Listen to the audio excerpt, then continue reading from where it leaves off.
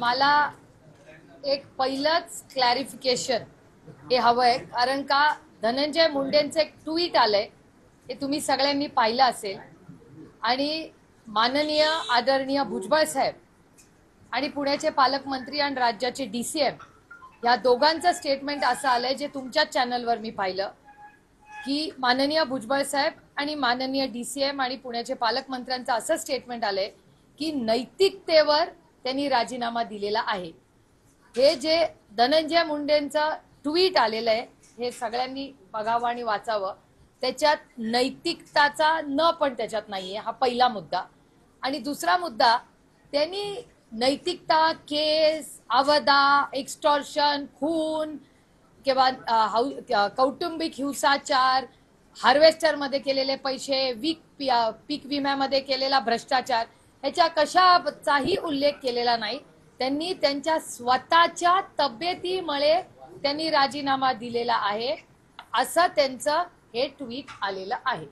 त्याच्यामुळे त्यांच्या पक्षाला, मला आणि महाराष्ट्र सरकारला मला अतिशय विनम्रपणे विचारायचं आहे की माननीय DCM आणि माननीय भुजबळ साहेब हे म्हणतायत नैतिकतेवर त्यांनी राजीनामा दिलाय, पण ज्यांनी राजीनामा दिलाय त्यांचं म्हणणं काहीतरी वेगळंच आहे आणि हे त्यांच्या ट्विटवरच आलेलं आहे.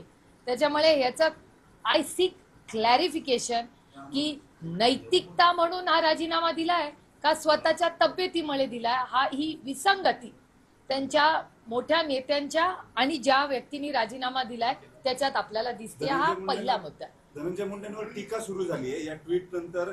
ज्या पद्धतीचं वातावरण आहे किंवा ज्याच्यामुळे राजीनामा झाला ते सगळ्यांना माहिती आहे, त्याचा शब्द सुद्धा त्यांनी त्यांच्या ट्विट मध्ये किंवा भूमिकेत मांडलेला नाही आणि त्याच्यामुळे टीका होते धनंजय मुंडे. हो, अर्थातच हे भयानक आहे.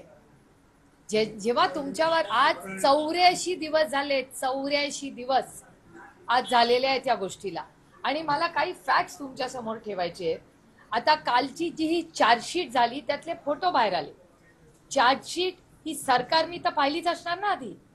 म्हणजे या राज्याच्या माननीय मुख्यमंत्री आणि माननीय दोन्ही उपमुख्यमंत्र्यांनी तर हे फोटो पाहिलेच असतील ना. हे तुम्हाला आणि मला बघायच्या आधी सरकार दरबारी तर त्यांनी पाहिलेच असतील. तर हे फोटो जर पाहिले असतील तर 84 दिवस लागले या व्यक्तीचा राजीनामा घ्यायला. आणि हा व्यक्तीचा केंद्र हा बिंदू हा नाहीच आहे. हे सगळेच को कॉन्स्पिरेटर्स आहेत. कारण हा सगळा डेटा जो तुमच्या समोर येतोय, आता सुरेश धस आणि अंजली दमानिया यांचं स्टेटमेंट, दोघांची स्टेटमेंट हे तुमच्या चॅनलवर पाहिली. संदीप क्षीरसागर तर वारंवार म्हणतायत की कृष्णा अंधाळेचा CDR द्या. आणि हा कृष्णा अंधाळे असा गायब होतोच कसा? 7वा खुनी गायब आहे आणि हे सगळे को कॉन्स्पिरेटर्स आहेत. आणि ह्याचा डेटा तुमच्याच चॅनलवर मी पाहिलेला आहे की सुरेश दास, अंजली दमानिया यांनी CDR दाखवलेले आहेत. त्याची माहिती बाहेर आलेली आहे की विष्णू चाटे, सुदर्शन घुले, वाल्मिक कराड, जेव्हा हा खून, ही क्रूर हत्या चालली होती तेव्हा यांनी फोन, व्हिडिओ कॉल हे वाल्मिक कराडांना केलेले आहेत. वाल्मिक कराड यांनी हा फोन ठेवून, तो फोन ठेवल्या स्वतःच्या फोनवरनं त्यांनी धनंजय मुंडेंना फोन केलेला आहे. हे मी आरोप करत नाहीये, हा फॅक्च्युअल सिच्युएशन आहे जी सुरेश धस, अंजली दमानिया आणि सगळ्या चॅनल्सनी दाखवलेली आहे. तर जर विष्णू चाटे, सुदर्शन घुले, वाल्मिक कराड आणि धनंजय मुंडे हे त्याच अर्ध्या तासात एकामेकाला व्हिडिओ आणि फोन कॉल्स करत होते, याचा अर्थ काय काढायचा आम्ही? आणि 84 दिवस, 1, 2, 3 नाही, 84 दिवस ही सगळी माहिती सरकारला माहिती होती का नाही? आणि मग हे मंत्री म्हणतात की मी आजारी आहे म्हणून मी राजीनामा घेतलाय. आणि हीच ती नैतिकता?